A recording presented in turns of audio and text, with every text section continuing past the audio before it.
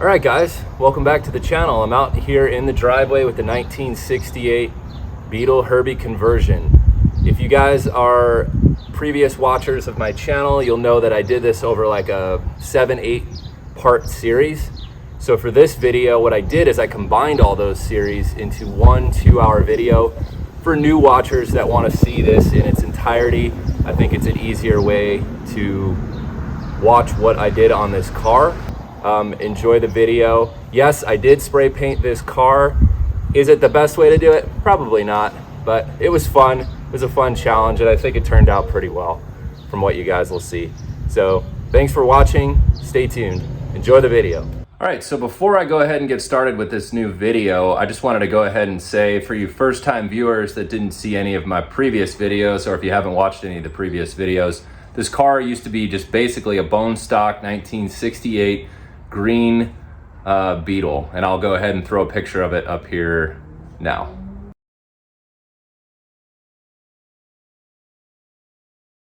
And before we get started with the new 2-hour video, what you're gonna see is me heading out into a local Beetle Volkswagen scrapyard to look for some used early 1966 and earlier fenders, with the slanted headlights, and that's what I put on this car to make it look more like a 63. And then of course we needed the earlier deck lid that's not straight across like the 68 had. So you'll see that in this video.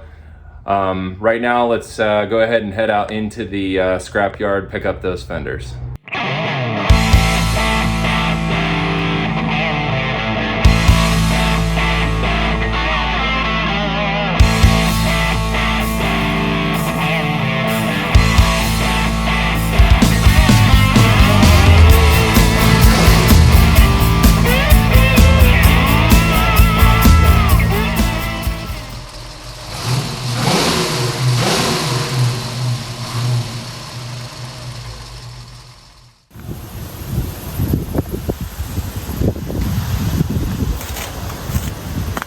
All right, we're heading out into the Beetle scrapyard.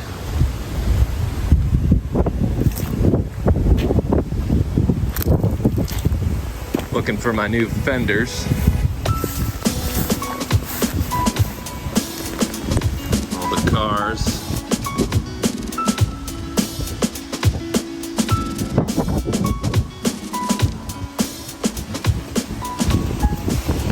Here's the new fenders.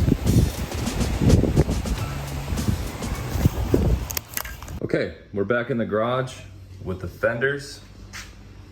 You can see they've got the original Hella headlight bezels. The glass on this side is really good.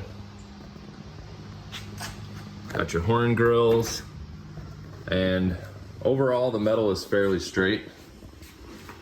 There's a few spots that I need to work on them. We've got a small crack down here I need to weld, and there's a small crack here, but overall they should clean up pretty well, and I shouldn't have to do too much body work.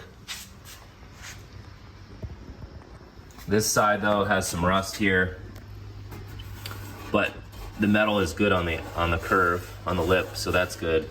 So I just need to cut this section out and patch that.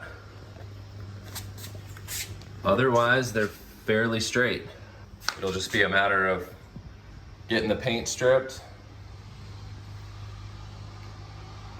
and getting them painted and cleared.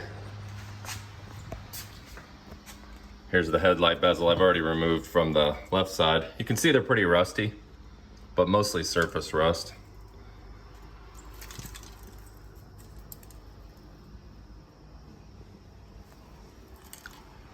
But yeah, original German stuff. So we've got the fender completely stripped of the old layers of paint.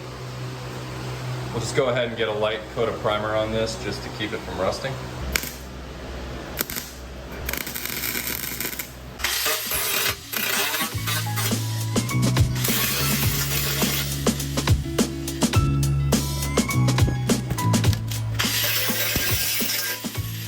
I've got one fender on. I'm doing some body work on that one. And you can see we've got the other fender to do. So we'll go ahead and get that other fender prepped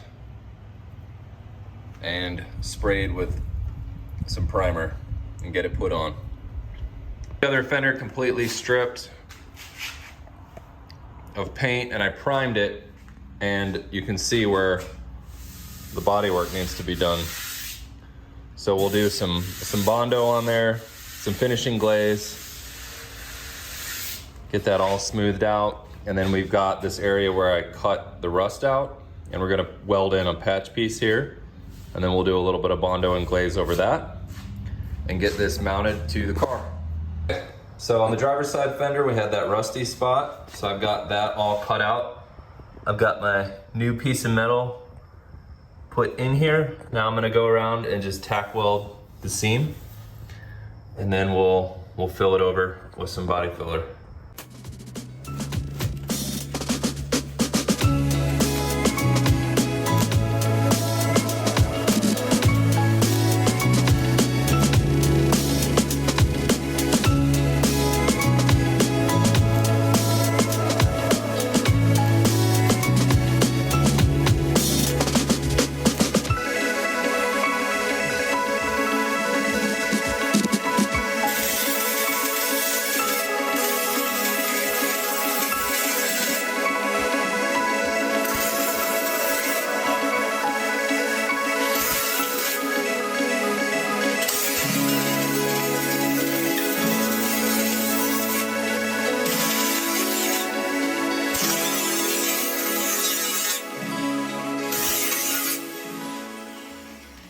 All right, so we've got our patch piece in there, welded in, and I did some JB weld just to fill the seams. And then we'll go back and grind that. And of course, we've got to do some putty in this area. But first, we're gonna go ahead and just get the fender on the car. I think it's easier to do the body work with the fender on the car than like I did with the other side. So let's go ahead and do that.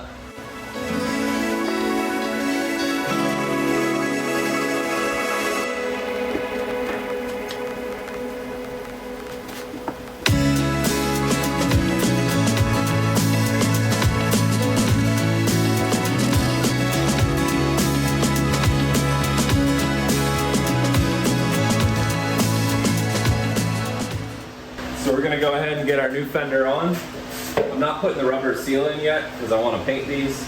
So after I get the fenders painted on the car, I'll loosen it and I can tuck that rubber seal in. But for now, we'll leave that out.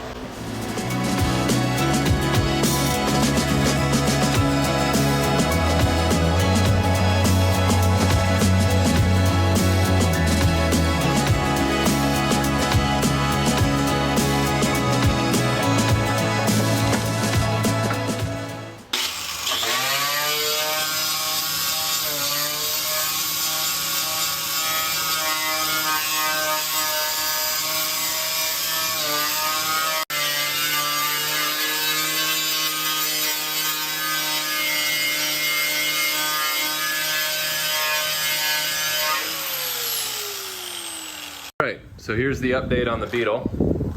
I've got both fenders on. I've got both headlight bezels completely restored.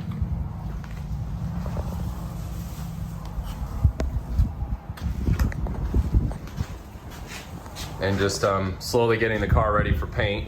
I've got these wheel dollies that'll help me roll it around the garage.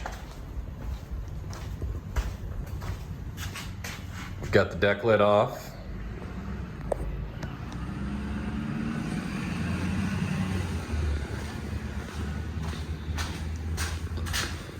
Just slowly taking parts off.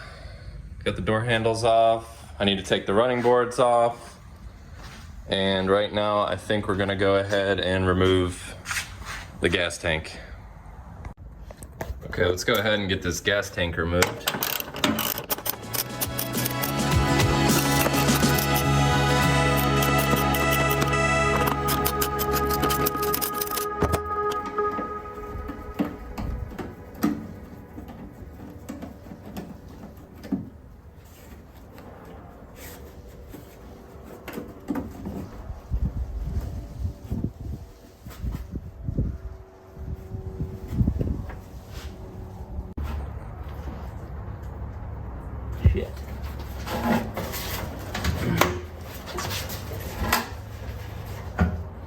Oh, Christ. You filming me? Alright. Ah! God. Oh, this thing's got way too much gas in it. Oh boy. There we go. Made a huge mess. We're okay. Did you get that? Oh my god, yeah. It'll evaporate. Don't light a cigarette.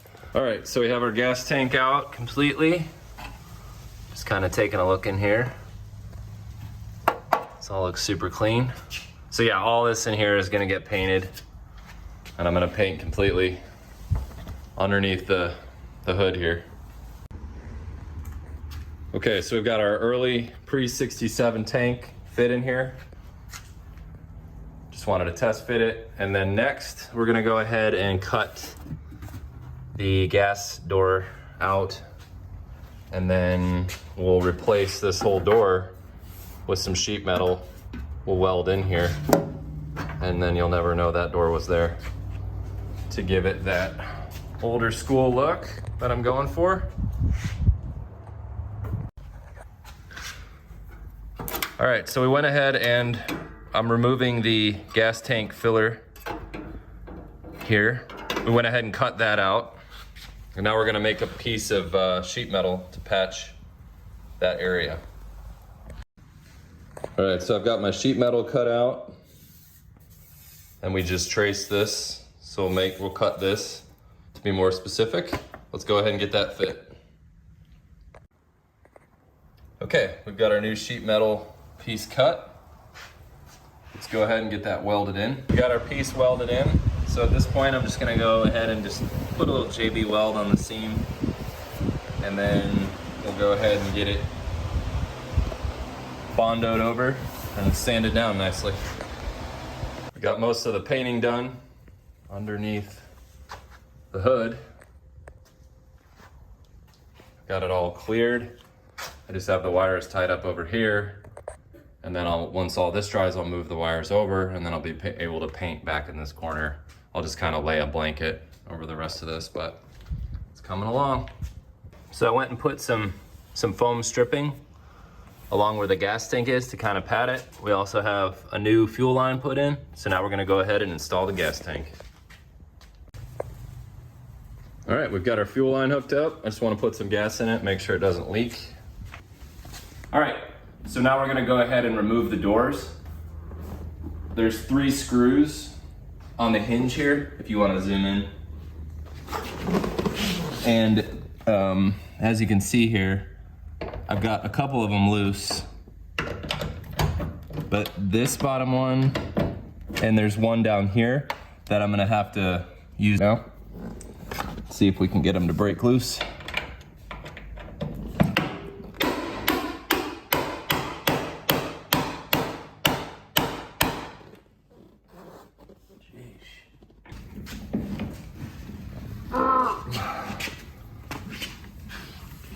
Got it. All right. All right.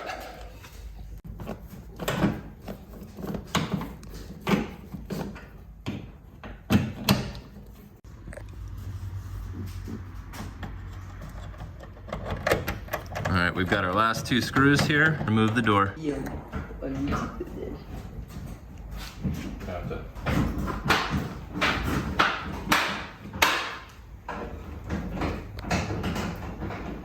Keep it right there.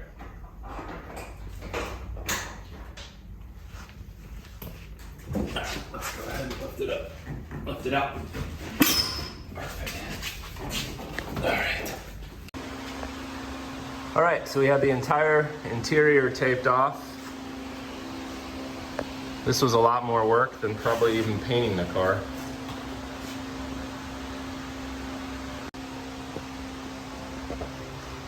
Let's go ahead and get the interior and the door jambs painted.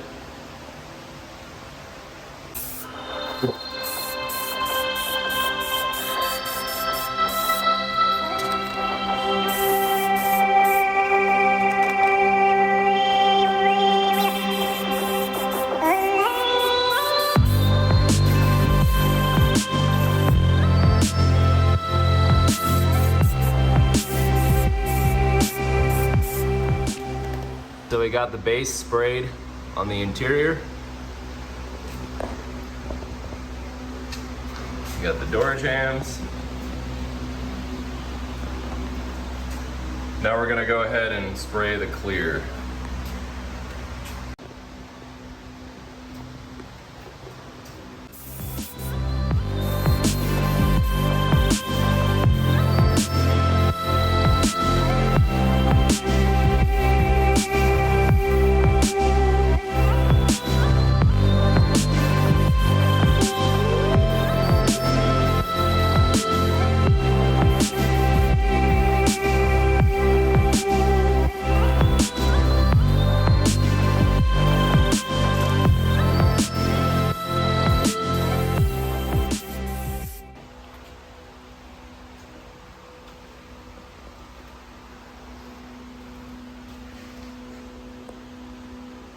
So we've got the inside of the doors painted. I got these taillight housings painted. So I just want to show you the comparison. You could just zoom in here. So this is the exterior color. This is the Shiplap color, which is kind of an off-white compared to the nice gray on the interior. So these are all cleared. We're gonna go ahead and remove the just some of this masking so you can see what it looks like now that it's dry. Okay, so we've got the doors completely unmasked, and there you go. I think they came out pretty well. I love the gray for the interior. I know some of the Herbie movies, they did the white on the interior. I think the early ones had the gray, and I've always been a fan of that. And I think it goes better with my door panels. It's a nicer contrast. I think we're gonna wrap up part one, but I just wanted to give you the update here on how far we've gotten. So we're completely painted underneath the hood here. I got under the wiring, I've got most of my wiring hooked back up.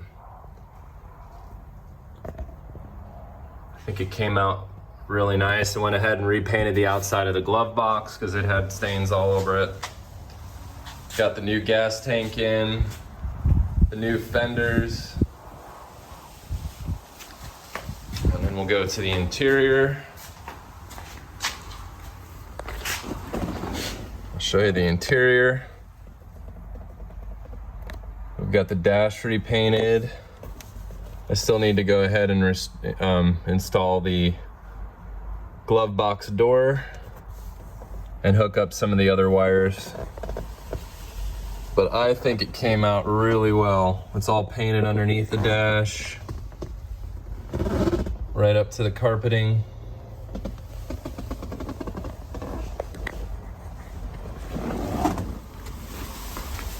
So I think for part two, we'll start out with getting the doors back on. And then once the interior is completely done and I can shut the doors and isolate that area, we will begin the paint job on the outside of the car. You can see how well that came out. Now this is not even wet sanded or buffed. And this clear coat just has an amazing shine to it. I love it. Okay, so here's the hood and deck lid all painted up.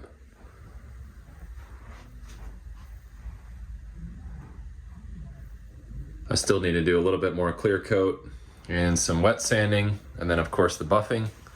And we've got our Herbie decals just pinned up on the wall here temporarily to keep them straight. All right, since we're gonna begin painting in the engine compartment, I'm gonna go ahead and just remove these tail lights so we don't get any paint on them. And they need to come off anyway because we're putting the earlier tail lights on.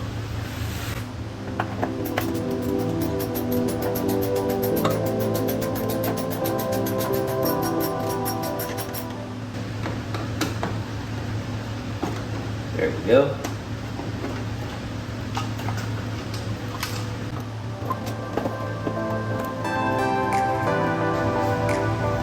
I'm gonna go ahead and get a picture of these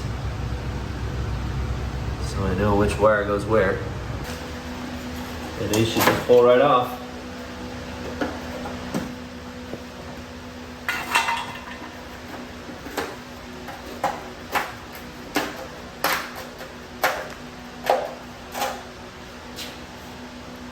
So the next step with the taillights at least will be to drill the new holes to fit the new lights. Then we'll get those mounted up there. Test fit, remove them to paint the car. And then after we paint the car, we'll get them put back on.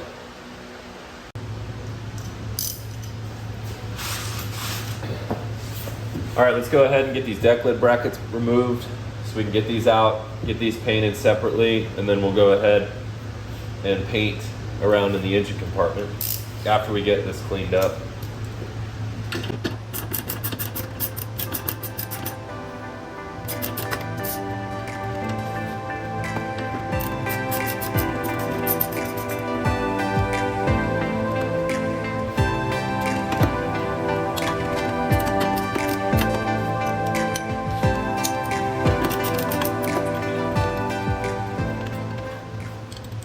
All right, so we're mounting our 67 and earlier taillights. So these are the original holes. And I'm gonna measure down 3 inches from the center of the top hole and 1.5 inches down from the bottom hole. I'm gonna drill that out, and that should allow the taillights to be correctly positioned.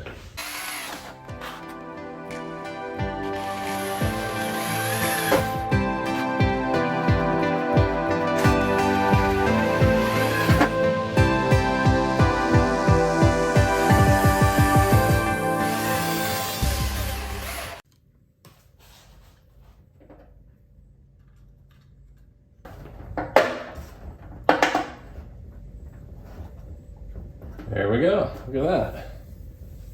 Looks good. All right, let's do the driver's side.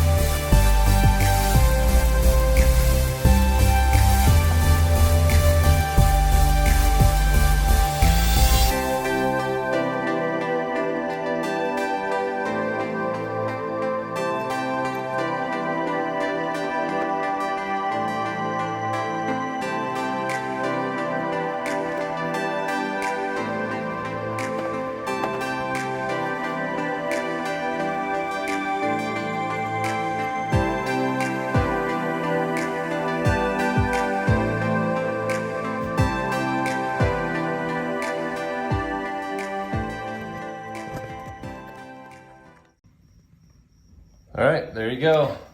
Taillights are just temporarily mounted. Obviously I've got to paint the fenders, and I've got rubber gaskets, new rubber seals to put under the lights.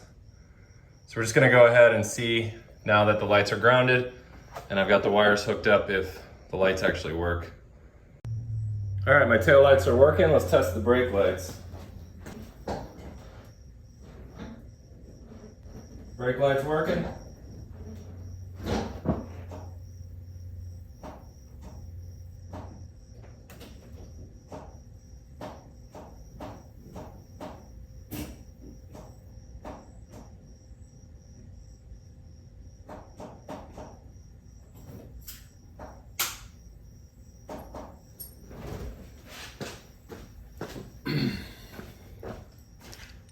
All right, let's test these out. Emergency flashers.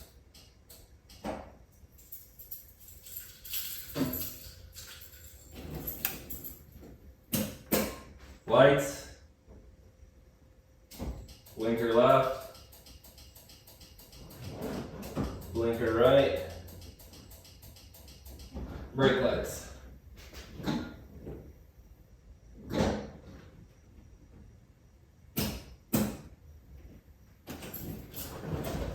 There we go, they're all working.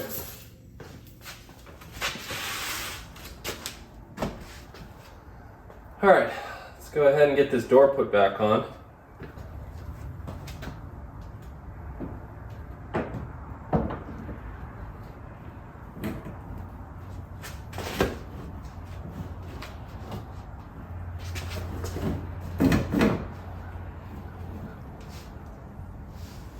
Oh, shoot. Didn't do. Got the holes.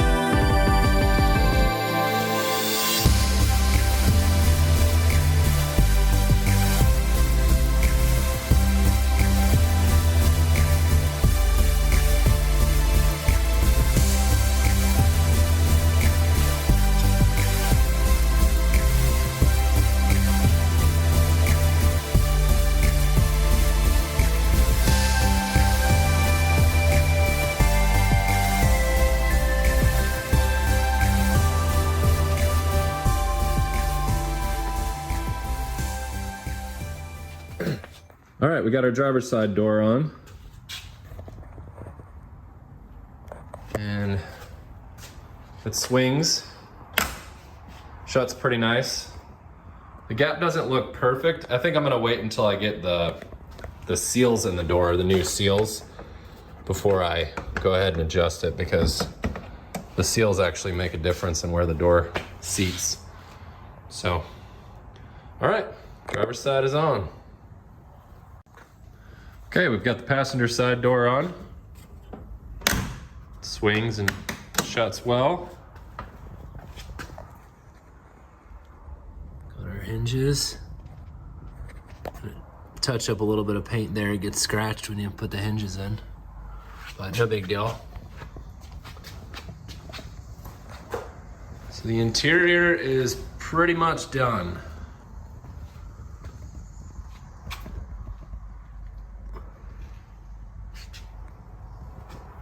So an update on the interior. It's pretty much done. I've got my doors back on. The dashboard trim is all put back on. Got my knobs installed. I got this button for the dashboard here for the glove box. So on the 68, the hole for the button is larger. So by using this thumb pull piece, it actually covers that hole, so then you can use the retro style button. I think it came out pretty well. Pretty happy with the results here. Got my retro emergency flasher switch hooked up for the wipers and lights. So that's the interior. Okay, so now that the interior of my car is pretty much done and I've got the doors back on, I want to go ahead and start painting in the engine compartment, get that all done. I was kind of wondering how to paint with inside the vent, because that's green in there and there's no real good way to get in there. That's a sealed area and there's no way to access it unless you were to actually cut the metal out, which I'm not going to do. So I did some research online, and there was a guy that talked about using this method. So you just tape off the outside of the vent, and then what that allows you to do is really lay the paint inside without worrying how the finish is coming out on the outside. So once the inside is painted, then I can go ahead and remove that tape, which will be all loaded up with paint, and continue to paint the outside of the car. So let's go ahead and get started. We'll see how it comes out. And before I went ahead and taped this off, the way I prepped the inside is I took my power washer and really just cleaned the heck out of the inside of this vent as best I can. And really that's all you can do. I sprayed it down with some cleaner, hit it with the power washer, and rinsed out all the dirt to try to get as much of the contaminants off the surface.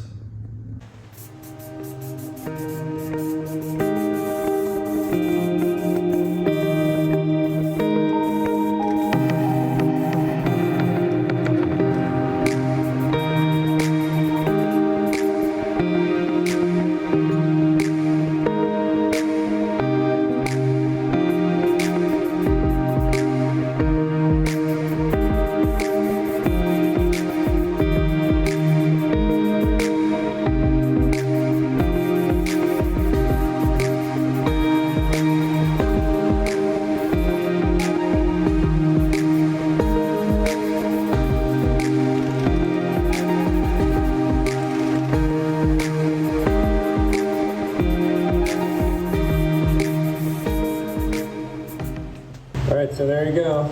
We got it painted inside. So we'll go ahead and peel the tape off and see how it came out.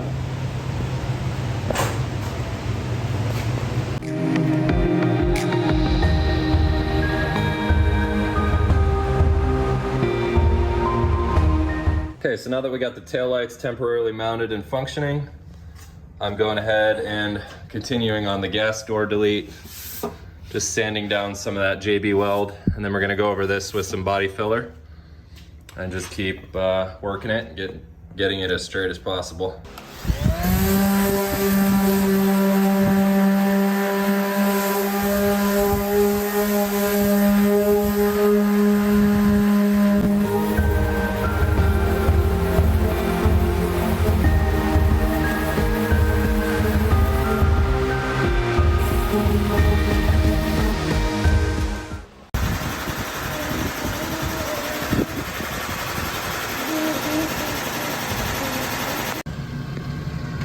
Okay, so we've done the body work on the gas door delete, and I think it came out really well. Very smooth, straight. We'll know when we put some spray on it if there's any spots that are kind of look strange, but I feel like it's come out really well, so that should look good with paint on it. I've decided to delete the antenna area here. So I've made a piece of sheet metal, and I'm just gonna tack weld that in, and then we'll just, do the same thing like we did with the gas door, just fill that with some filler, and then we'll keep on going. Hopefully we're getting closer to paint here soon. And then I will eventually fill this in, and I'm gonna do the mirror that mounts to the hinge pin.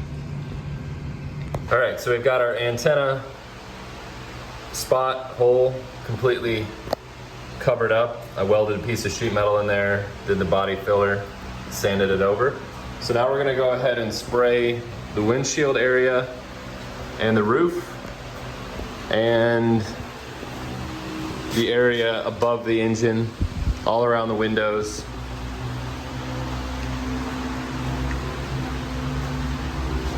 We've got the front covered up so we don't get any overspray in the trunk area. Let's get to spraying.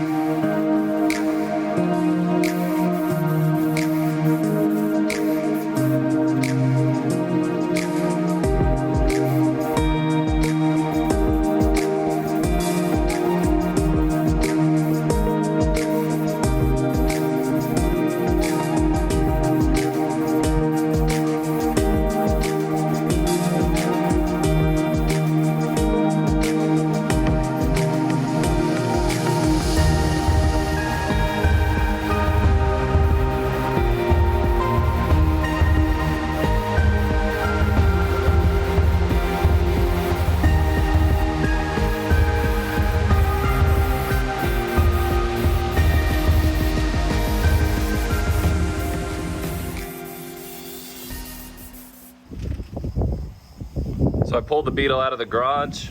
We've got the roof painted. Still need to do a little bit of buffing on it. I think it came out pretty well. I took the rear fenders off because I'm going to paint the wheel wells flat black.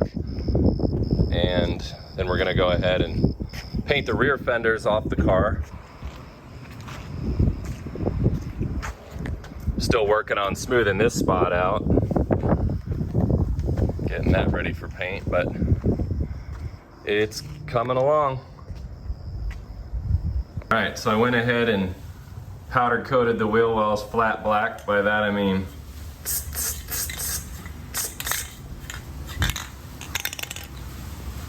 these are your ATF tank for the auto stick on the right side wheel well. And then you've got your vacuum tank on the left side. On a manual car, those tanks wouldn't be there. So I got those all just painted up, just to make it look a little nicer. All right, so I got another coat of clear on this deck lid. I'm just holding it up here, just to kind of have it show you it on the car, but you can see how nice the shine is. If you want to zoom in on it. So it's looking pretty good. Had to do a lot of body work on this one. All right. There you go. Now we're gonna try to install the new rear apron. First, I've got to go ahead and remove the old one. So there's multiple spot welds in here.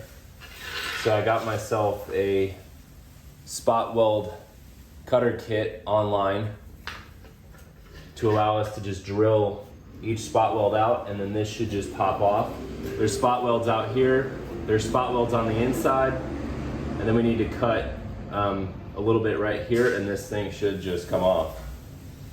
And then once we do that, we'll go ahead and get this new one installed.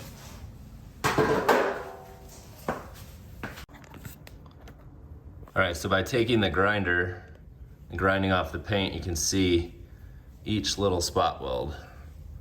So there's quite a few.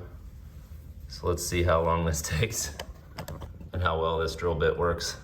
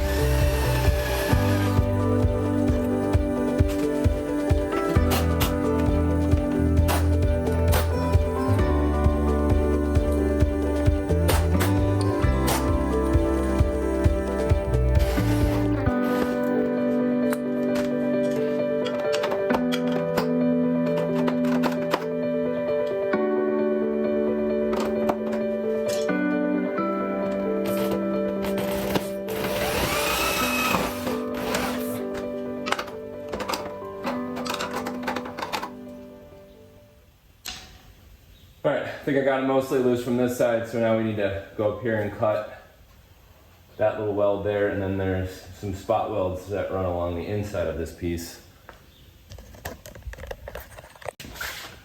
So as we come into the engine compartment here, you can see, I don't know why see those spot welds right there? I don't know why this flashlight's flashing. There we go. We got to get those three out. A little bit more difficult because we got the engine in our way. We'll see how that works. All right, so we've got our rear apron completely off.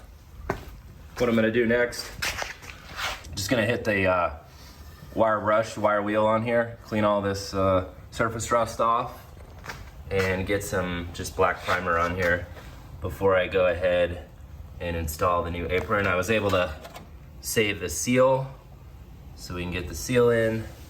Came out nice, still really good. That's important for your cooling. Okay, let's continue.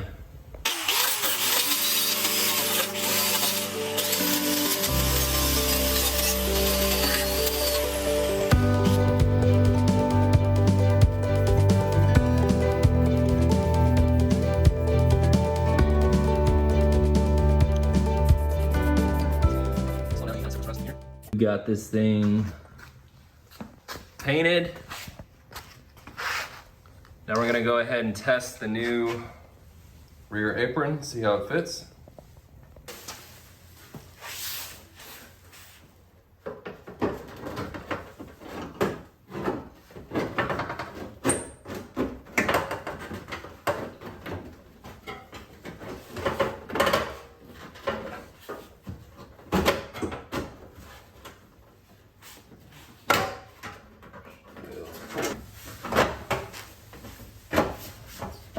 Fits pretty well. Wait. No, I'm going over here.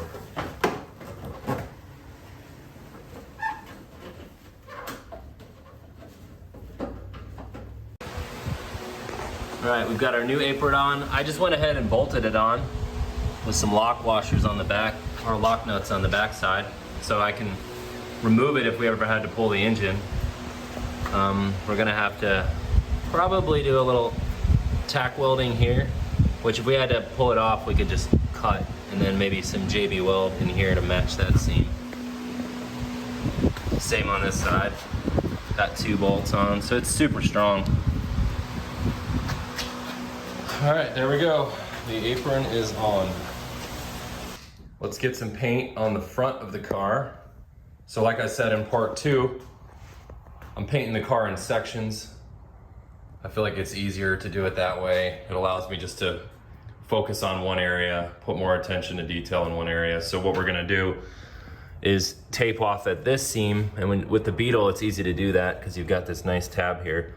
So if we tape here and we paint forward, so the front fenders, the front clip area, front apron is all gonna get painted. So what I'm gonna do is start out by just removing my headlights here.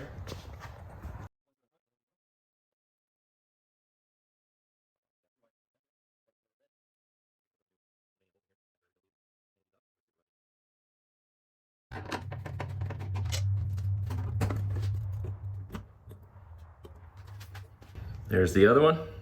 I've got some nice orange bulbs to go in here too for the parking lights. So before I put these back in, I'll get those bulbs installed.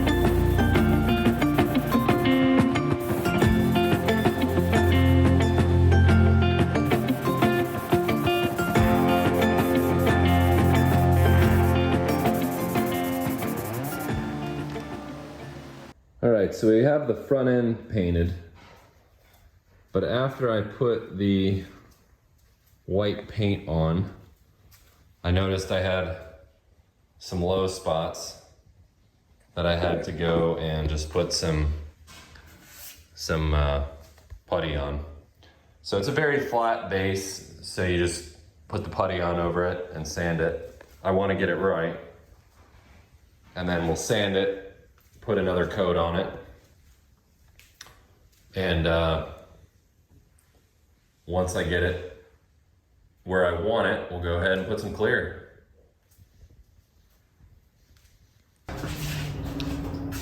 So I had to pull the gas tank out because it started leaking on me. So it was the hose that was cracked. So we're gonna put this back in. Try not to make a mess everywhere. Oh, see, we already are. God. Ugh. How on the planet?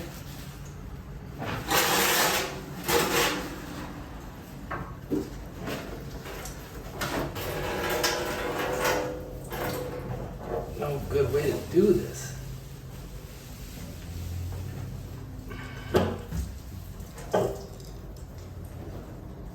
Ugh.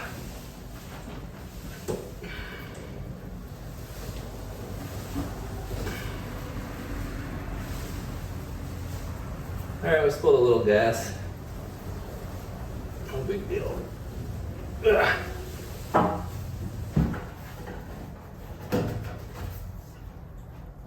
All right. Let's hope it doesn't leak this time. All right.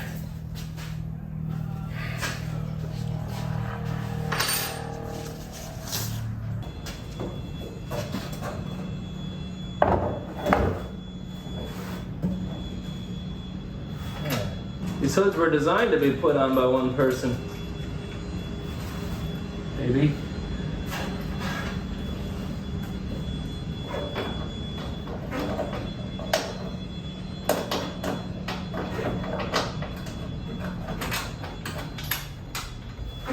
Nice. Ugh.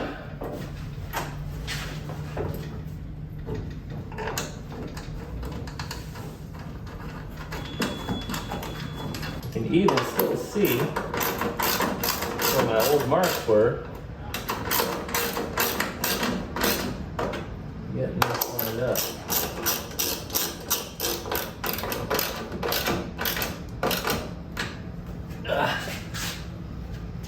Woo!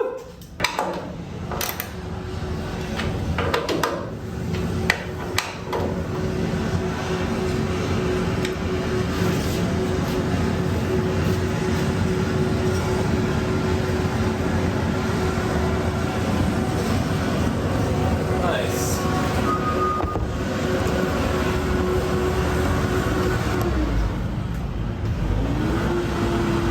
Decent gaps.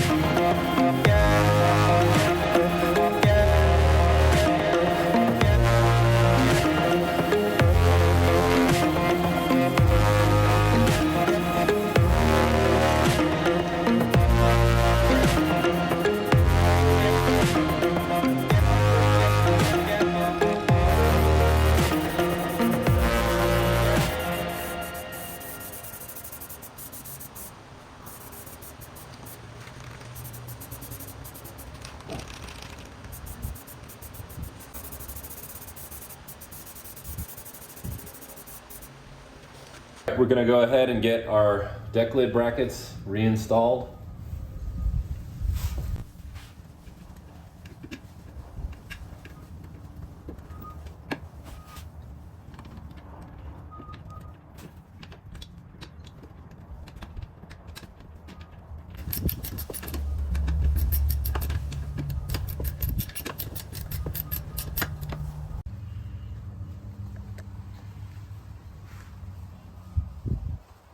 We're gonna put the deck lid on.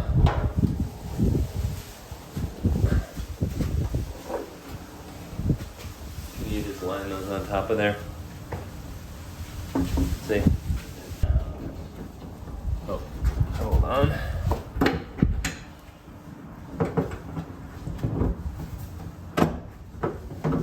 Okay, so what we're gonna have to do is bring it up like that. I'm gonna need you to hold it.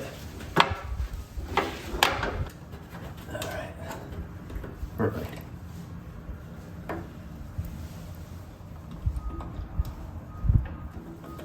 Then I'm gonna put these screws in.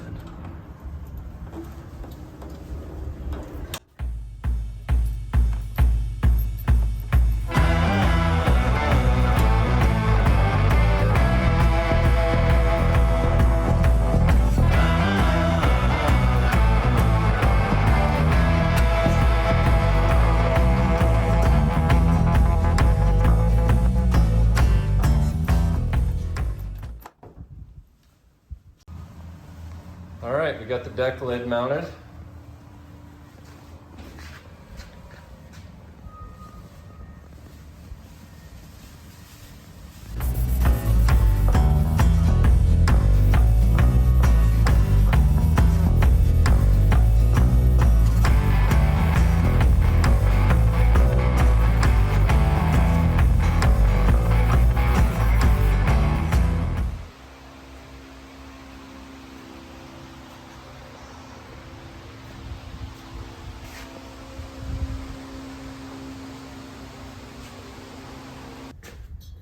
Okay, so we're gonna go ahead and get our taillight housings installed with our new rubber gaskets on the fender. Go ahead and install these off the car, and we're gonna go ahead and get the fenders installed.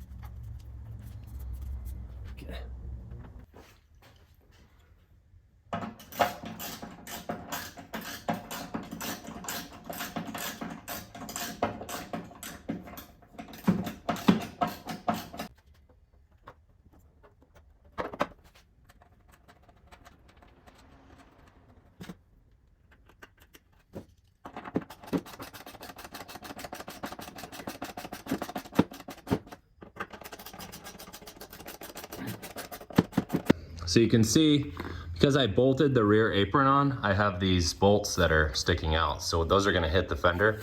So what I need to do is just hold the fender up here, and we're just gonna make a small mark down here on the lip of the fender, and I'll have to drill a hole there so that those will go through the side of the fender to allow us to bolt it in. All right, let's go ahead and get the driver's side fender on.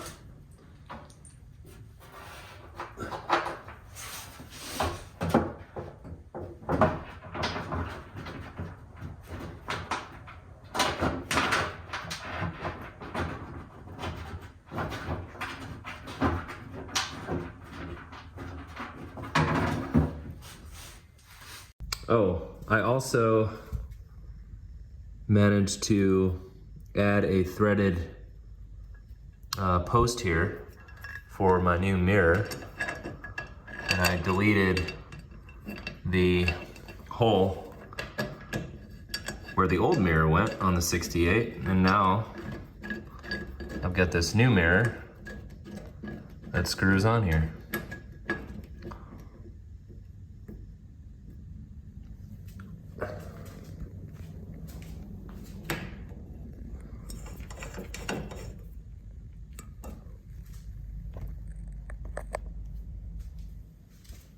There you go. So the 1968 originally was the first Beetle to have the 4-bolt lug pattern. So these wheels that are currently on the car have the 4-bolt lug pattern. So Herbie, of course, in 63 had the 5 wide wheel. So I want to get these 5 wide wheels on here. I think they look really cool for a Herbie. So the way we're going to do that is we've got these adapters. So these will bolt on here with the 4 lug pattern, and then the 5 wide wheel will bolt to here. And then what I'm going to do is paint all this black in the middle here with the brake drum black. And then I love the finish on these, so I think I'm going to leave them silver, even though in the movies the wheels were white. I think the silver will look really good because I love this paint job. I hate to have to paint over it. Let me know what you think. Silver wheels or white wheels? Put it down in the comments. All right, so while I'm working on the wet sanding and the buffing, I went ahead and installed the rear tail lights. Okay, so we've got our new orange blinker light installed. Go ahead and put the blinker in.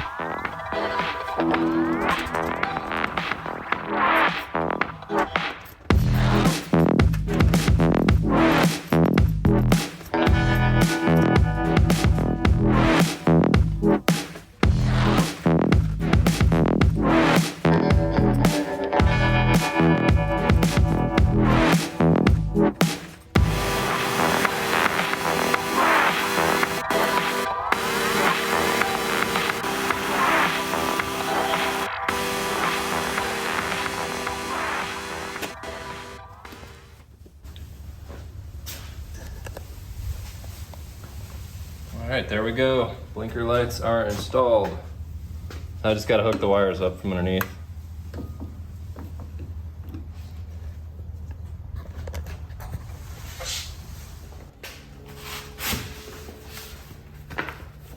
Let's go ahead and get this 53 put on the driver's door.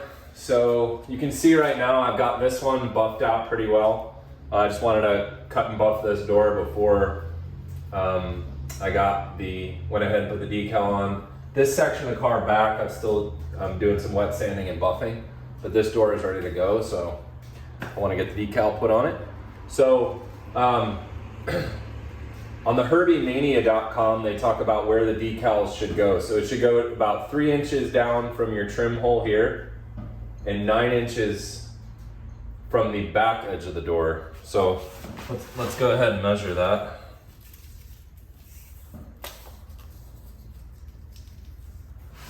So we'll start in the center here with the 9.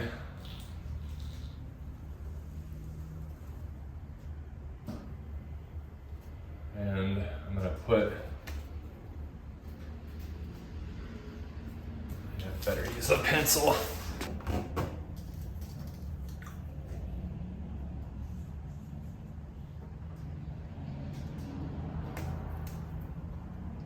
All right, we're just gonna put a light pencil mark, and we're gonna go 3 inches down from here and do a light pencil mark.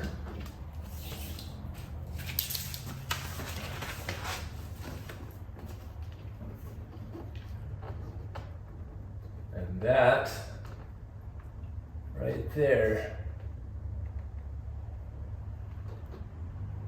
if I could,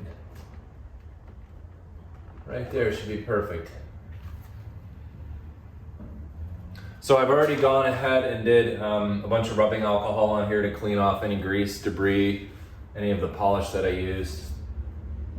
So let's go ahead and get this started. I think I'm gonna put this decal on dry just because it helps with the not creating so many bubbles underneath the decal. Because there's no curves, I could probably get away with that, or a very slight curve. All right, let's go to it. It's a 3-part decal. You've got your decal in the middle. You've got the paper that's on the front and then the paper on the back. So I peeled the back paper. I'm just gonna get it placed and then I'm gonna stand back and make sure it's straight. Honestly, I thought this would be the fun part of doing the car, but putting on decals is kind of stressful. Especially when they cost $100. And you don't want to screw them up. I think I got it where I want it. So we're just gonna start working this thing down.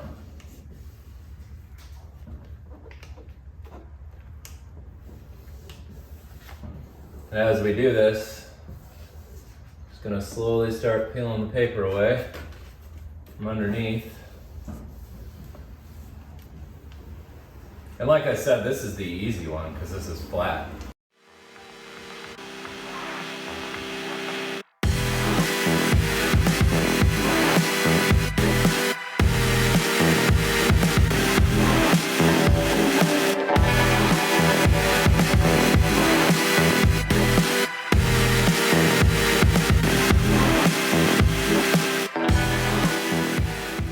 Well, it's not coming off now.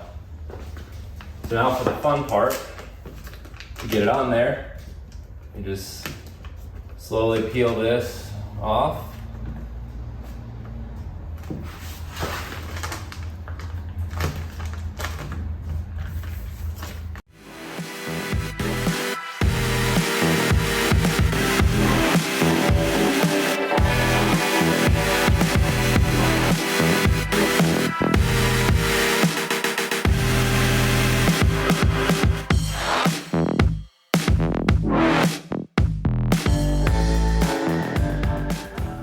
Well, there you go.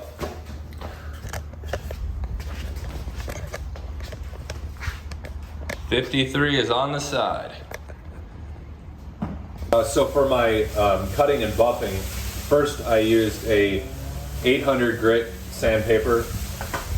I went to a 2000, a 3000, and then I also have a 4000 grit. Now I'm going to use the 3M rubbing compound with the buffer, and then once I do that, I like the Meguiar's polish, so we'll finish up with that before we put the decal on. Let's see how it comes out.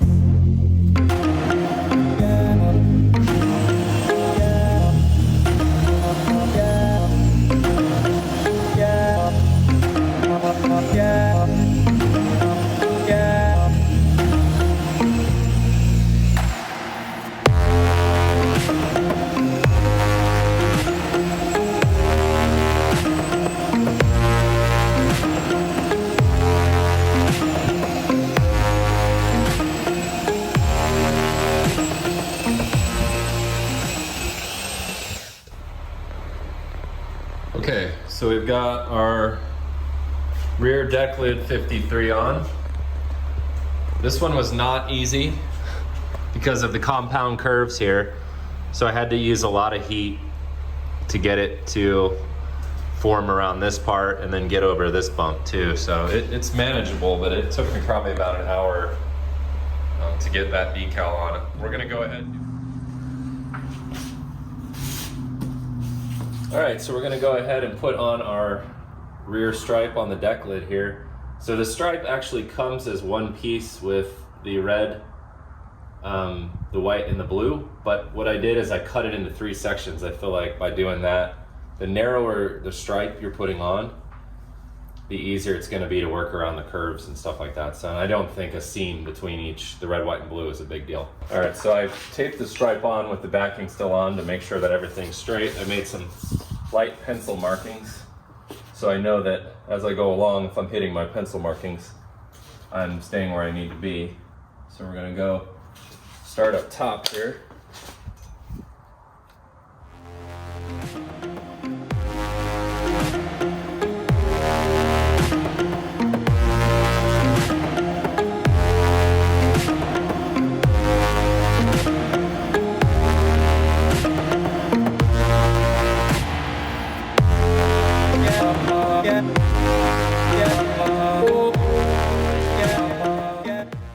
blade cut here. We'll go ahead and pull this off. Keeping pressure on the decal, so don't pull it up.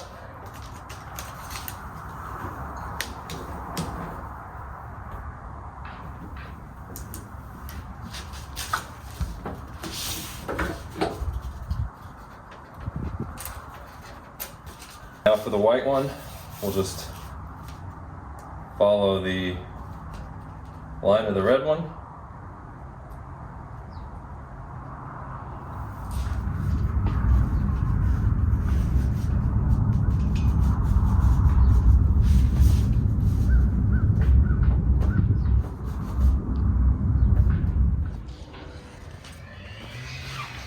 All right, for the blue stripe, this one I can foresee being the trickiest because it's the widest, and then it's kind of a compound curve down here. So we'll see. I got my heat gun ready.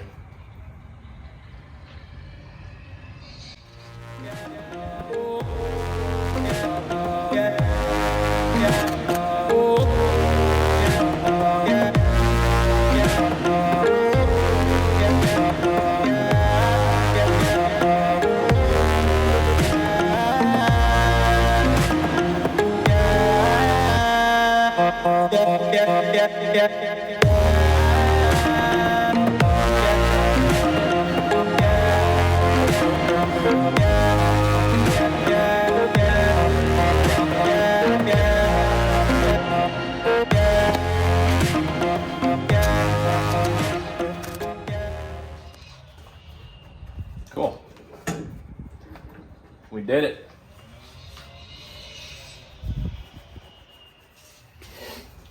The exciting part.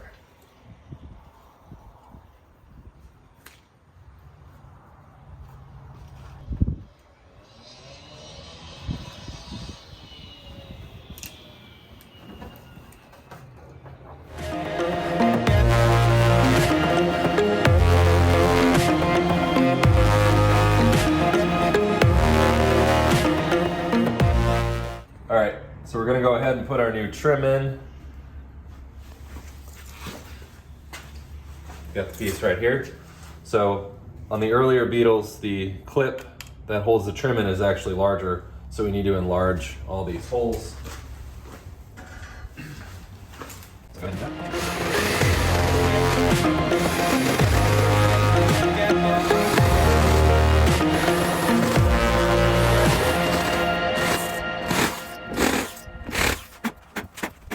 Got these new rubber deals that go in here.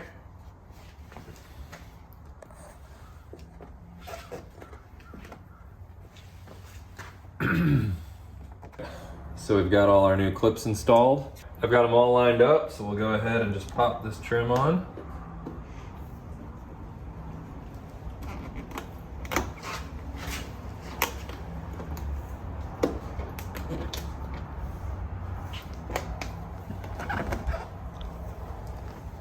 There we go.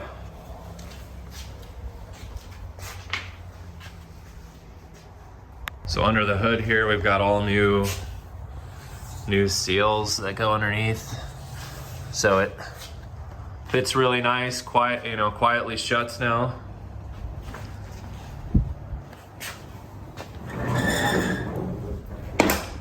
My plan is to eventually put a front bumper, overrider bumper on the car. I need to figure out a good way to use the original bumper mounting points, but design a bracket that runs under the fender and back up to the bumper, but I'll figure out something. And then we'll go around to the back of the car. We've got our stripes back here in our 53, and we'll take a closer look at the new apron, which I feel it came out really well. I've got the new piping put in there. All the white, went with the white piping. I've seen the black piping and the white piping, but I thought for a Herbie, the white looked nice. Got my license plate bulb in there, that's functioning. I need to get my license plate on here. I also plan eventually on putting a rear overrider bumper on this. But the nice thing is the mounting points are the same on the late model cars as they were on the earlier cars. You just have to get a different style conversion bracket that bolts to the late model car like this one to the overrider bumper. So the rear bumper should be easy. I don't plan on doing that right now. I'm gonna take, probably wait a bit and get the bumpers on eventually. But the wheels is definitely the next thing, and the running boards. So you'll see those for part 5. Herbie will get new wheels. So looking at the top of the car here, I have the rag top. Now I didn't go ahead and cut a hole in here and spend $1,500 and put a rag top kit on this car, but I did buy the material for an actual rag top replacement.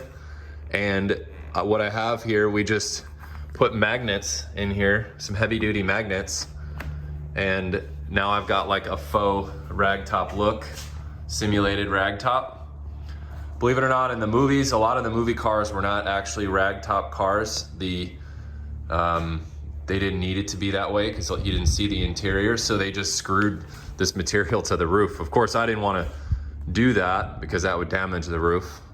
So we just put the magnets in, and I feel like that works really well. It can just be removed, and if I don't want it up there, but yeah, those magnets hold really well, so it's not going anywhere. But so here are the decals in the front.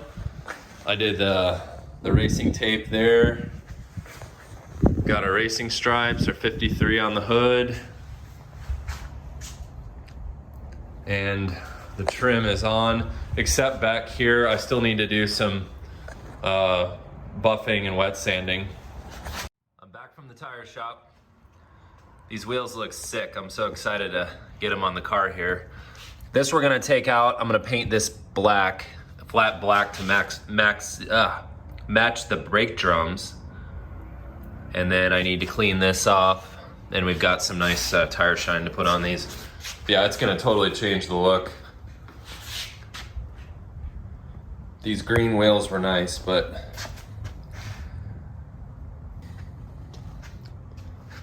so I'll probably put these up for sale. Just an update, I've got my gravel guards on and the rockers. Or not the rockers, but the running boards. I have the running boards on. So let's go ahead, jack this car up, and start getting these wheels on.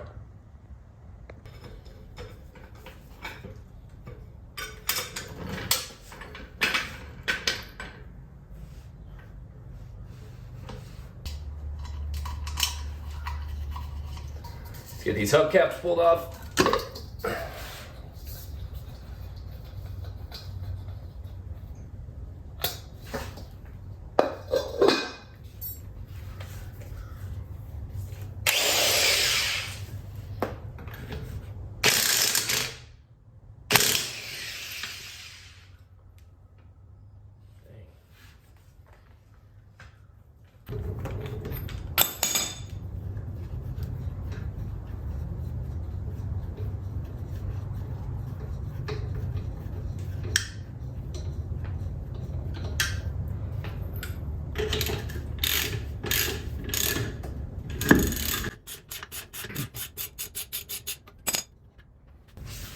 All right, off you come.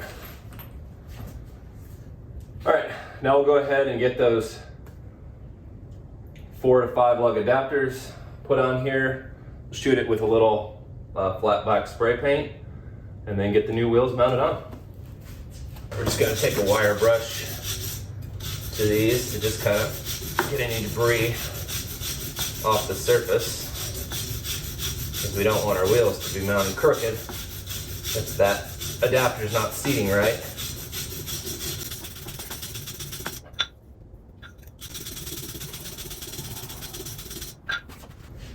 All right.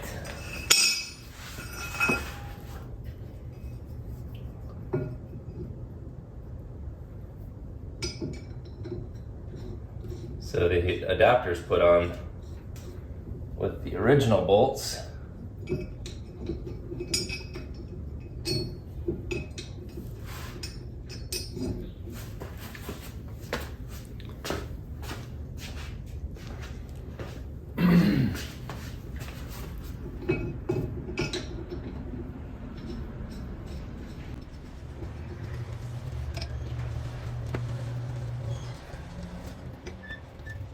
So what we'll do is just kind of clean these nuts up. I'll wipe this down with some rubbing alcohol before we paint it.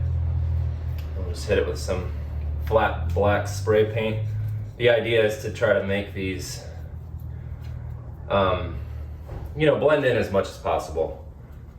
By just, you know, that way it looks as original to the early Beetles as possible with the 5 lugs. All right, we're gonna go ahead and paint these flat black.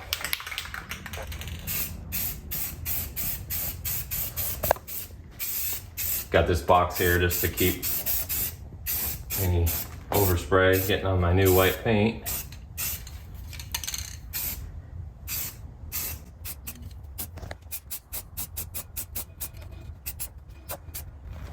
Cool. There you go. Now we're gonna mount the wheel.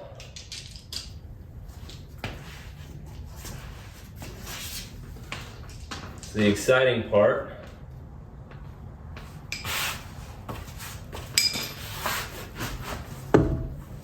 These 5 lugs aren't the easiest to mount, but we'll get them. Trying to do it without scratching my new paint job up. Go.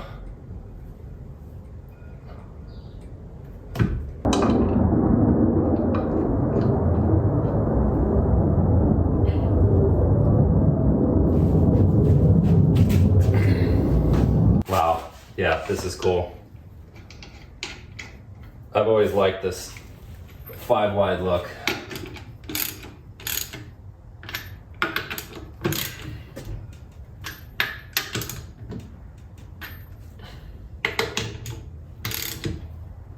And if I want, I can go ahead and get the Volkswagen hubcaps, the early style hubcaps. Will fit on here with the VW in the middle.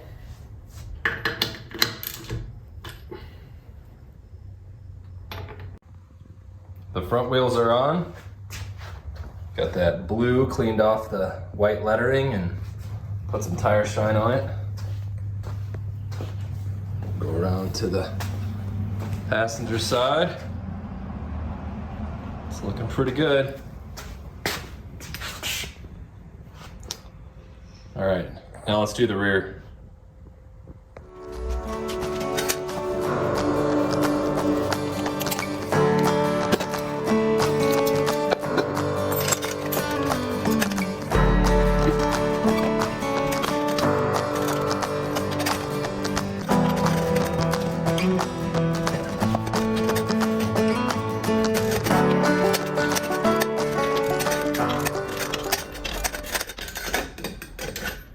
Oh geez, caught myself on those gravel guards.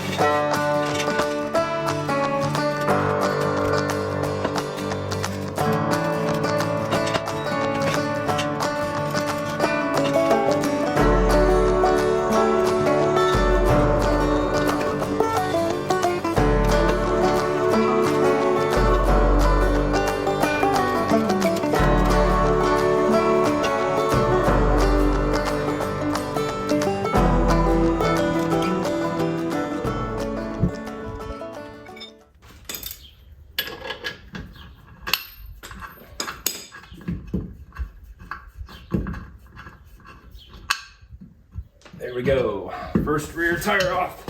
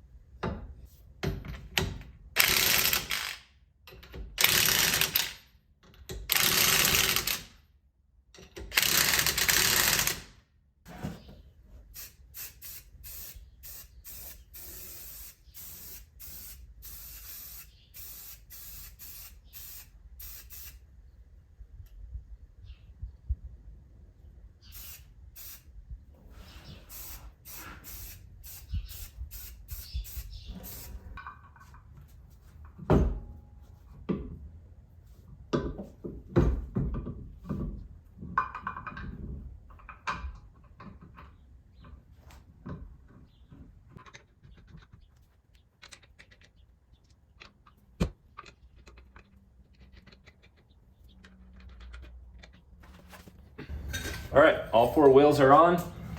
Let's get this cleaned up, get this shined, and we'll take it for a drive.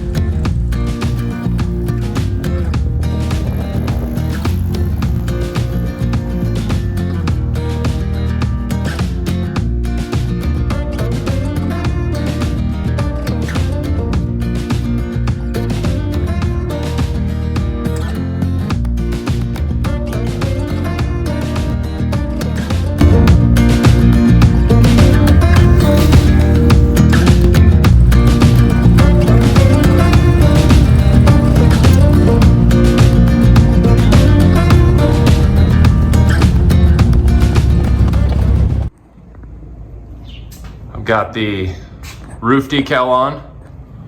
We put this one on wet with one piece just because the curve is really not too bad. So laying it on in one piece, then squeegeeing out the soap.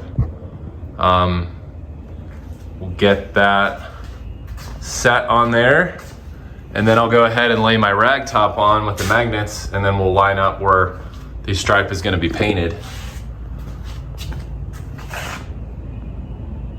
On the rag.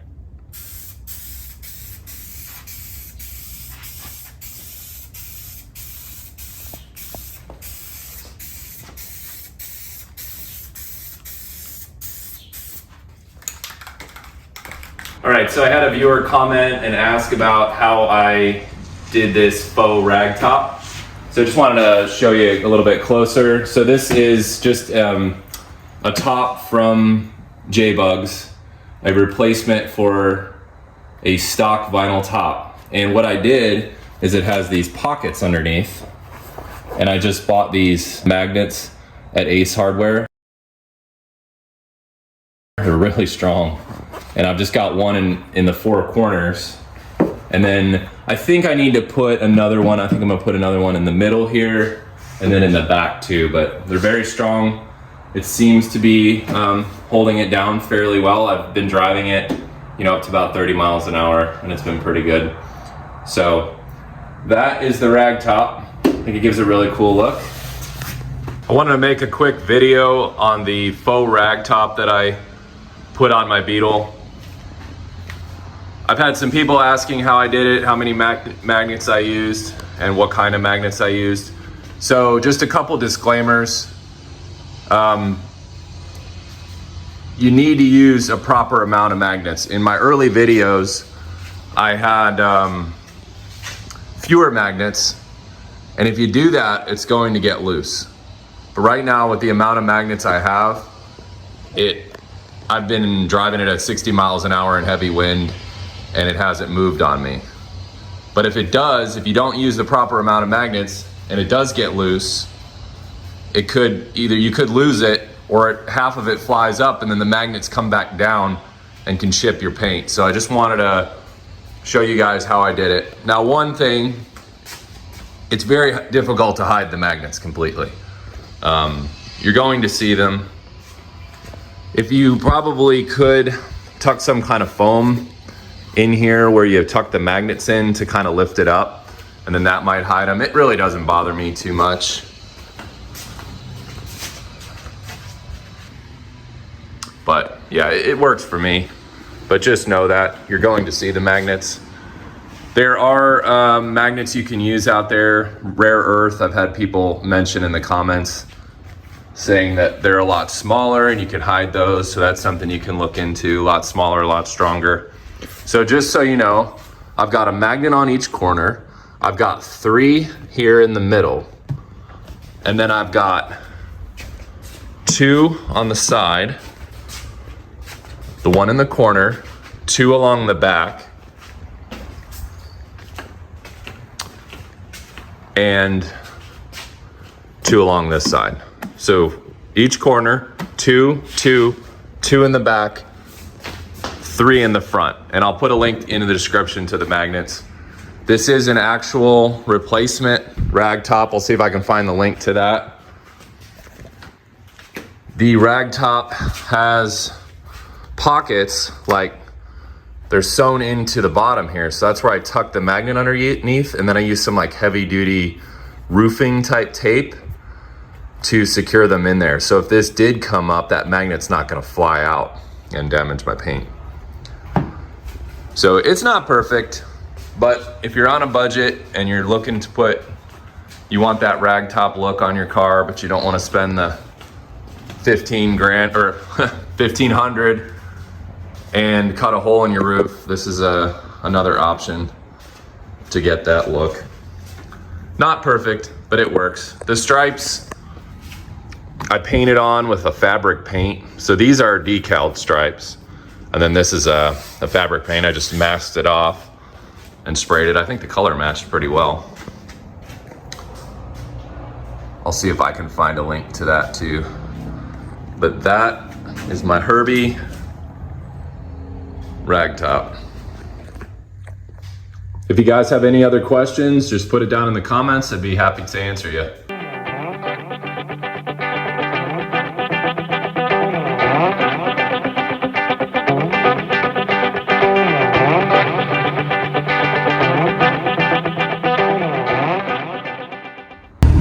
All right, well, we're out for a drive on this beautiful day in Herbie. I want to give you a quick update on the overrider bumpers that I installed. So stay tuned, I'll show you.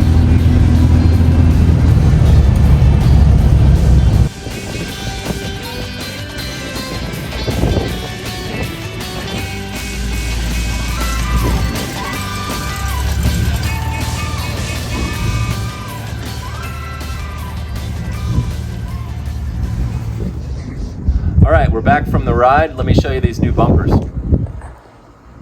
We are in the driveway with Herbie.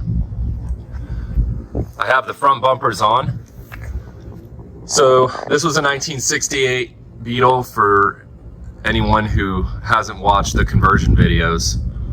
So what I did is I put the earlier 66 and earlier fenders on this car to make it look more like a Herbie. But the problem you run into is there's nowhere for the bumper mounts to go through. On the late models, there's a notch here that allows the bracket to go through, the bumper mounting bracket, and the mounting points are on the outside of the body. On the earlier cars, the notch is here and the mounting points are on the inside. So what you run into when you put these earlier fenders on a late model car is you don't have any spots to run your brackets. Well, I did some research. I was going to make my own brackets, but I found on CIP1 these really cool brackets that are designed for exactly what I did. So they utilize the original mounting place. It runs under the front fender and mounts like it would for these overrider bumpers. So that's the front bumper. So if you're looking to do this type of conversion, whether it's a Herbie or just putting earlier fenders on a car, on a late model car, or you want to put these style bumpers on there, you can do it. And it looks super clean. So it looks like from the outside. So I'll just kind of quickly walk around the car, show you the rear bumpers. The rear bumper.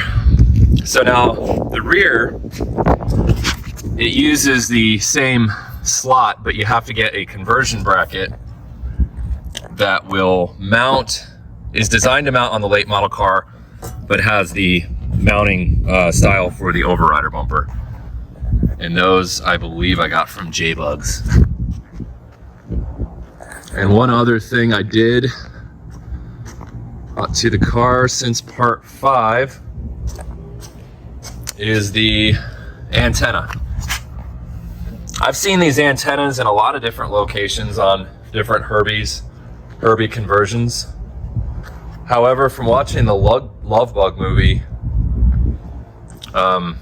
this is mounted. It was mounted on the right side at about that angle. So I did my best from looking at the movies and was able to drill the holes and mount that antenna.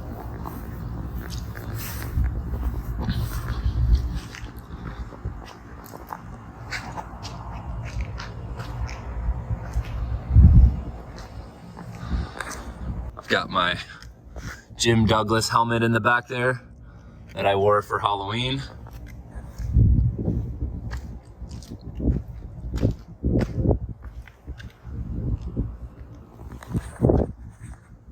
Not much has changed on the interior.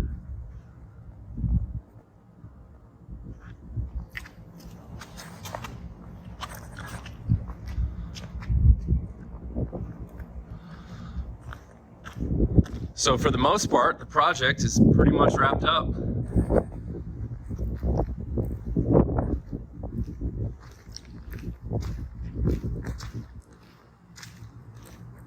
Today I have for you a early 60s Sapphire Bendix AM radio that I plan on installing in the car. First, let's go inside and hook this up to a battery and see what it does. All right, so what we have here is an early 60s VW Sapphire 1 AM radio. I purchased it off of eBay as a non-working radio. However, I figured I'd just give it a chance and give it a shot and see what happens when I apply power to it. So there is 3 black wires coming out of the side. You've got your speaker wire, which I've got hooked up to a speaker. There is the black wire fused wire that is positive radio power, and then you have another black wire which is for the radio light illumination. The light in the radio works when I hook that up. I'll show you here in a second. But right now I've got a 6-volt battery hooked to it, and I'll go ahead and turn it on and show you what it does. So it just makes this obnoxious popping sound. And it's the same if I hook it up to an antenna. I did that out in the garage and I had the same result. Also, there's a light smoke coming in over here by this coil and this capacitor. I can't quite put my finger on it, on where it's actually coming from. But, so my plan is, I think, is to just put it in the car as kind of a static display and as a non-working radio. I think it'll just look cool in the car. And so the light works fine. So next we'll go ahead and get the radio installed in the car. Before we get to installing this radio, I need to remove the block off plate, and we'll go ahead and do that from the inside under the hood. Okay, so in order to remove this block off plate, we've got to twist these little tabs, and then it just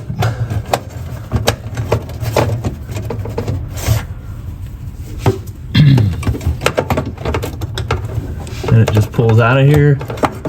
Try not to scratch it. Uh-oh. I just popped off a wire. All right, we'll have to figure out where that went. I think it goes to the light switch. So here's the new plate that gets installed from behind the dash.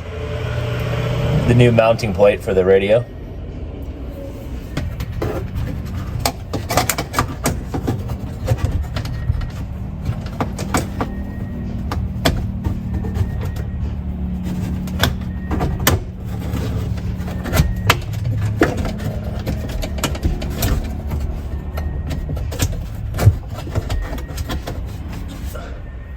All right, there we go.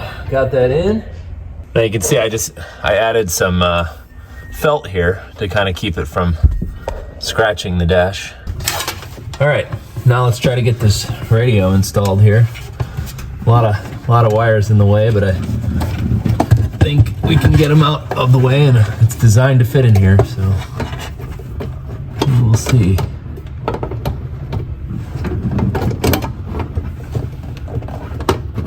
One way or the other. I went ahead and pulled the radio out. I've run into a problem here. The radio won't sit straight. It keeps wanting to flop down because it's bottoming out on the windshield wiper motor. And I feel like that's probably because this radio wasn't designed to fit in a 68. So it's bottoming out here, which doesn't allow it to mount straight. So what I'm gonna do is, this windshield wiper motor doesn't work anyway. And I know there's some different designs for aftermarket ones. So I'm gonna go ahead and pull the windshield wiper motor out, and we'll figure out something different with the windshield wipers. If I have to just static mount them, just for looks. I don't drive this car in the rain anyway, and like I said, they're not working. So let's go ahead and pull out the windshield wiper motor and assembly and see if I can get the radio to fit better.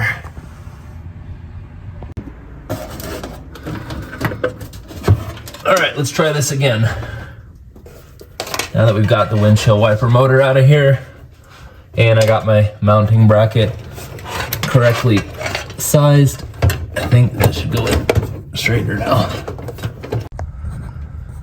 All right, we've got it radio reinstalled with the wiper motor out, and then I've got to drill this bracket so it fits here.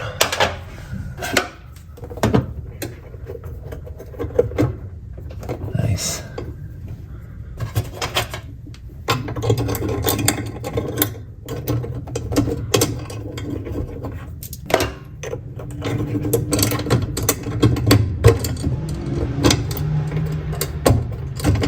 Perfect.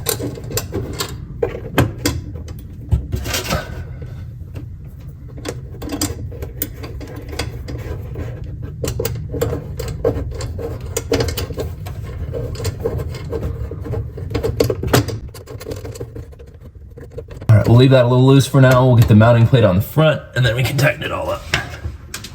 I know it's hard to tell here, but that is mounted much better. We'll go ahead and put our faceplate back on.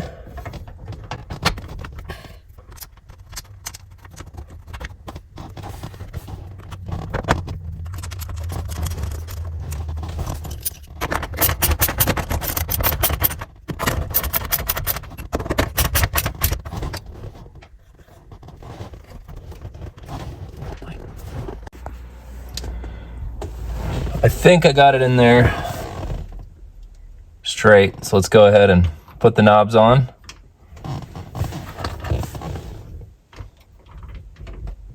Look at that, looks pretty nice. Now one of the little tabs broke on this right side, so this thing, well, seems to go on. Yeah, we'll just leave it like that. Get the knob on there.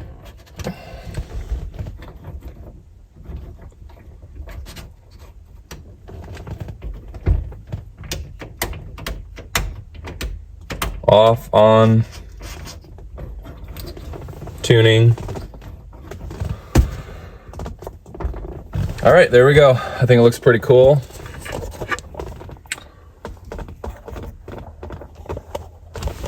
Adds a lot of character to the interior. Well, there you go. The Sapphire one is installed. I'm really happy with the way it looks. Even if it doesn't work, that's okay. It adds a lot of character to the car. Something else I did recently was add these early 60s, mid 60s window cranks. So one project at a time, it's looking more and more like a 63. It's time to go ahead and paint these wheels to match the body color. Not only am I going to do the four wheels, but I've got a spare rim here and a spare tire that we need to mount. So we'll go ahead and get this painted to match. So we're going to use the same keels Shiplap Magnolia home paint, spray paint that I use on the body. And then the 2-part SprayMax clear coat. So let's go ahead and get it started. I have the spare rim for my spare tire out here. We're gonna start with this one. It's got a little bit of surface rust to it, so we're gonna hit it with the wire brush and a little bit of light sandpaper. I need to remove the valve stem out of here. We'll get this painted up to match, and then we'll do some clear coat on it. I'm going to remove the valve stem with this valve stem puller. There you go. That was pretty rotten, so it just kind of fell out.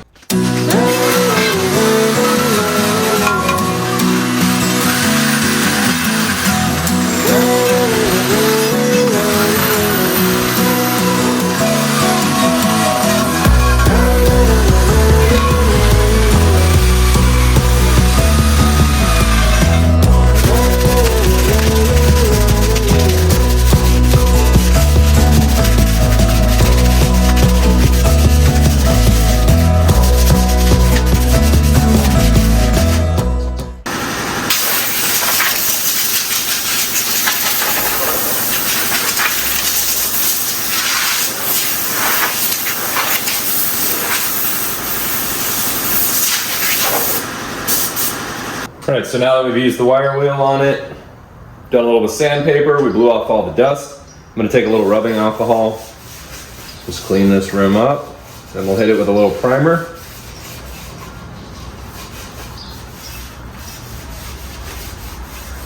And then we'll do our white paint and then the clear.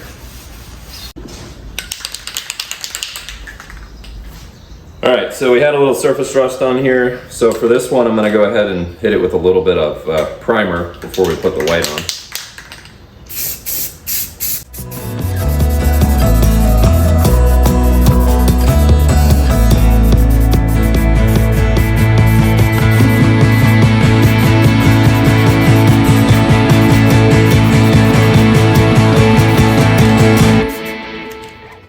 So while we're waiting for the primer to dry on that spare wheel rim there, we'll go ahead and get this wheel off and get it prepped for paint.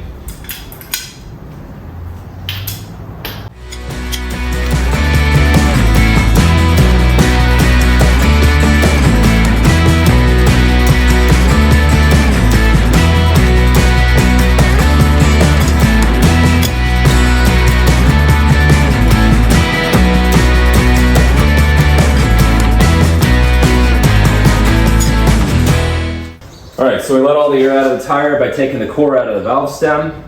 That's the quickest and easiest way to do it. And now I've got this bead breaker. I'm just going to go around the outside here. Just gently pop the bead.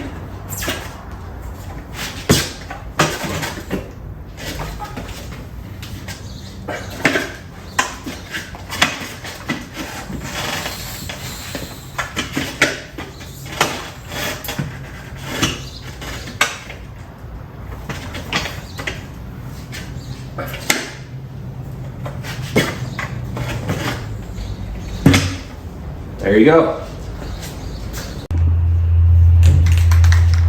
All right, now that our primer is dry, we're gonna go ahead and actually put the Beetle color on there.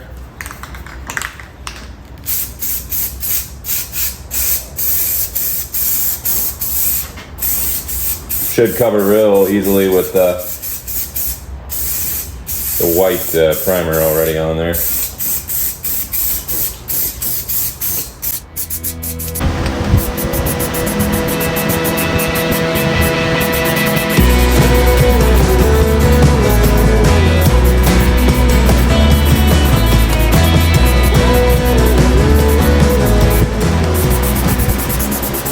We've got the bead broke. I'm gonna just wipe this down with a little rubbing alcohol, get some of that road dust off, and then we're just gonna lightly kind of prep this for paint with a 2000 sandpaper, just enough to kind of take the sheen off so the paint sticks well. All right, so we got our 2000, so this won't You know, this won't score it or leave grooves in the paint. It's just enough to just get it where it's scuffed up. And then we'll tape off our valve stem so we don't get paint on that. And then I'll show you how we're gonna get the wheel blocked off with a good method that I've learned.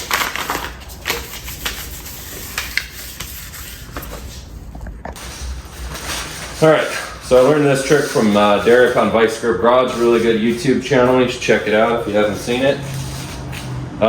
So we're gonna find the middle here. And we're gonna cut about that much off. And now what that does is gives us a nice circle.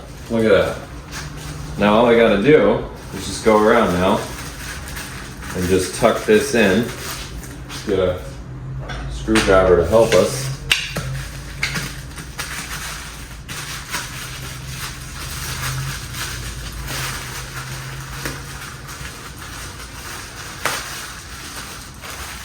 I might have made it a little small, but I think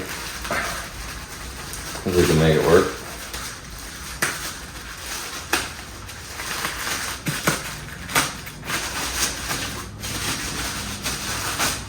Look at that.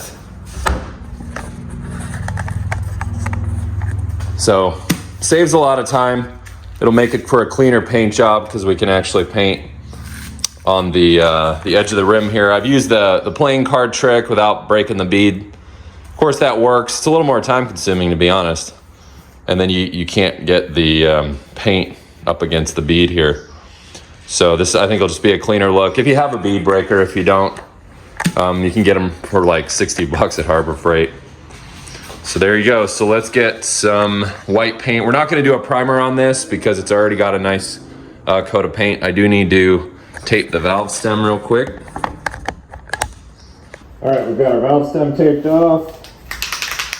Go ahead and get the Herbie color on there.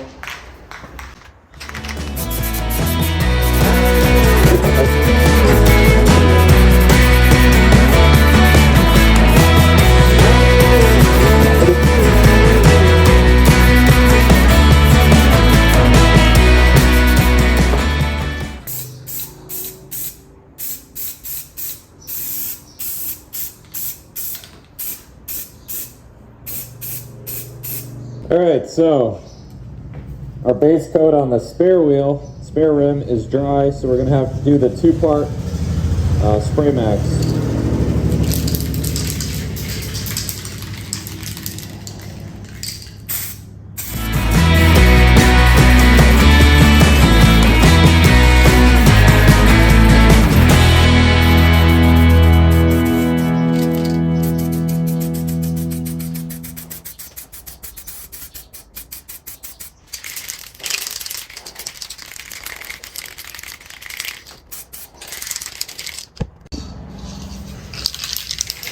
All right, let's get some clear on the first tire here.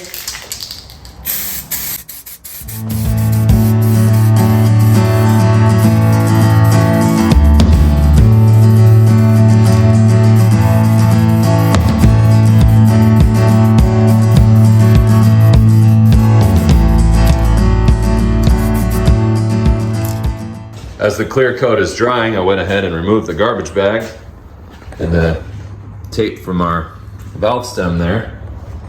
It's looking pretty good. Now next we just need to reseat the bead and get these mounted back on the car. All right, we're gonna try to reseat our bead. We got the valve stem out. And with your valve stem out, you just use the open end of the air compressor.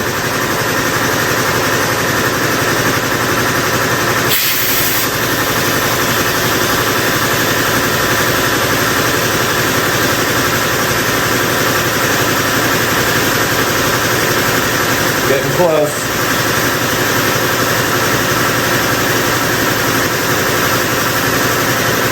Very popping a sec. There we go. Nice Now you can just let the air run out after you seated the bead. Put the valve stem back in.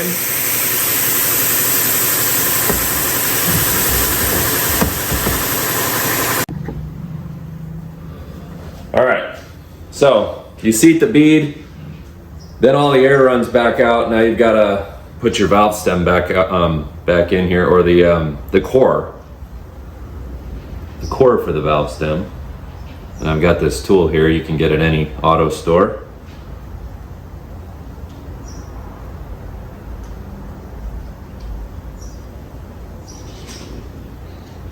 And then once we get this back in, we can air it up and put it back on the car. See how she looks.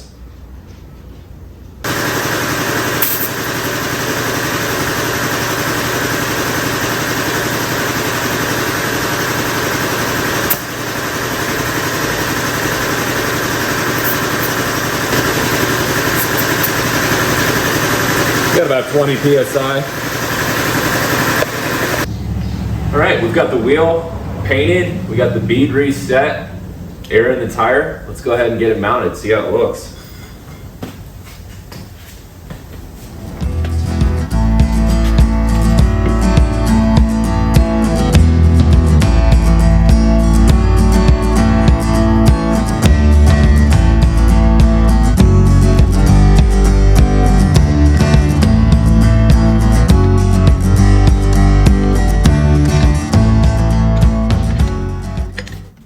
Anytime you're tightening lug nuts, you always want to make sure to do it in a star pattern, cross pattern.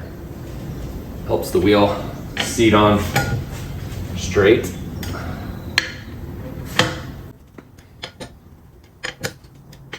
Well, there's your comparison.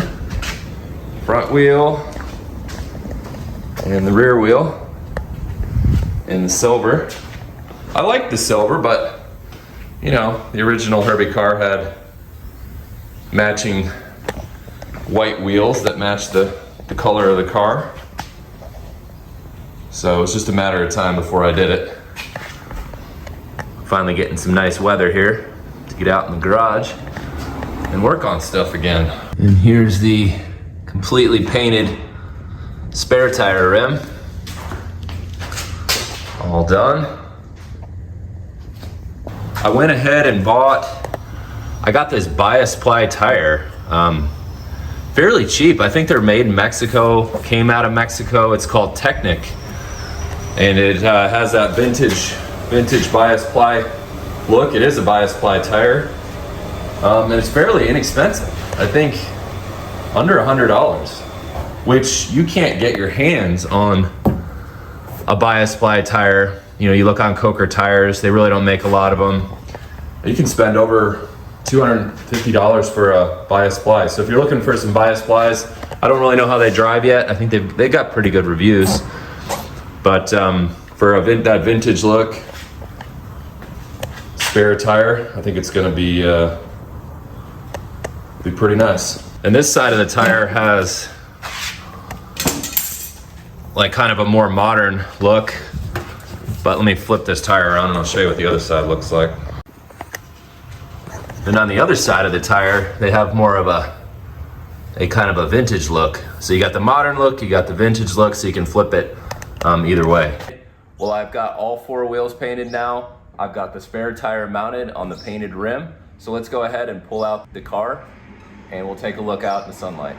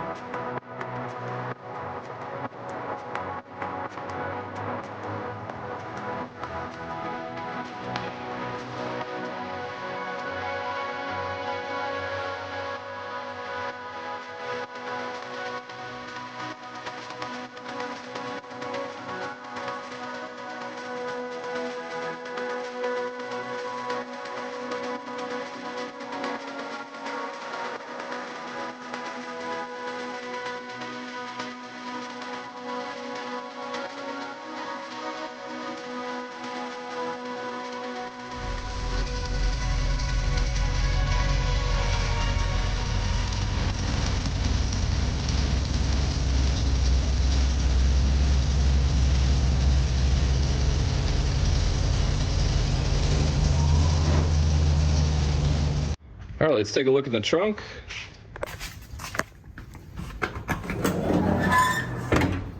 Got my spare mounted up. I had them put the classic side out, the retro side out. You can see that's pretty, some pretty cool retro writing. I'm gonna maybe take like a paint pen and fill this in with white. I think that would look pretty cool. This thing right here is my deck lid prop. I decided not to put the deck lid spring back in, so I'll show you how that works. But there is the spare tire. All right, so this is my pretty nifty deck lid prop that I got off eBay. I think maybe it was like $30. And it allows you to prop the deck lid up fairly easy without using the spring, which is a pain in the butt to put in. I've done it a couple times. Okay, so let's come over here and I'll show you how that works. So this thing just slides right in there like that. Too easy. Keeps the deck lid up. And then I store it, like you saw before, right up here, out of the way, front of the spare tire. So there you go, that's that. All right, well there you go. If you are at this point, you've either fast forwarded through the video completely and got here, or you actually watched the whole 2-part or 2-hour video, which I really appreciate. If you're new to the channel, I'd love for you to go ahead and subscribe, like, and share. And also, I reached 1,000 subscribers now, which I really want to say thank you to everyone out there that subscribed to the channel. It's been a lot of work, but a lot of fun at the same time. Thank you for coming out and watching this. I'm trying to post at least probably every 2 weeks or so. So if you haven't checked out my tractor videos, go ahead and check those out. I've had a lot of fun. That's been my new project. Mostly everything's pretty much wrapped up with the Beetle, but yeah, I've been doing a lot with that tractor. So check those out. Thanks guys. Come back for more.